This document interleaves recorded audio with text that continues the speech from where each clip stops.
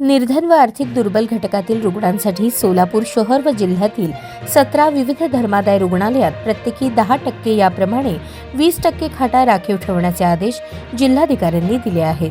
निर्धन रुग्णांसाठी संपूर्ण तपासणी, उपचार व औषधे मोफत असून दुर्बल घटकातील रुग्णांसाठी तपासणी गटातील व औषधोपचार 50% सवलत देऊन धर्मादाय कायद्याची अंमलबजावणी करण्याचे सक्त आदेश जिल्हाधिकारी कुमार आशीर्वाद यांनी सोलापूर जिल्ह्यातील रुग्णालय प्रशासनाला दिले आहे। निर्धन आणि दुर्बल घटकातील रुग्णांसाठी खाटा राखीव न ठेवता उपचार नाकारले तर अशा रुग्णालयांवर कडक कारवाई करण्याचा इशाराही जिल्हाधिकाऱ्यांनी दिला आहे। ज्या रुग्णाचे उत्पन्न 1,80,000च्या आत आहे असे रुग्ण निर्धन गटात, तर ज्या रुग्णांचे उत्पन्न 3,60,000च्या आत आहे असे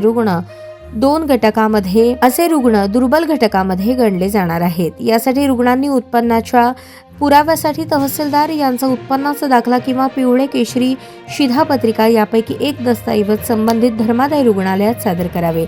धर्मादाय रुग्णालयाने रुग्णांवर उपचार करण्यास नकार दिला तर त्यांच्या विरुद्ध धर्मादाय उपायुक्त कार्यालय, नाथ प्राईड बिल्डिंग, पहिला मजला, उत्तर बाजार, सोलापूर येथे लेखी तक्रार करावी। तसेच 0217238001 या दूरध्वनी क्रमांकावर किंवा 1800222270 येथे तक्रार नोंदवावी असे आवाहन करण्यात आले आहे।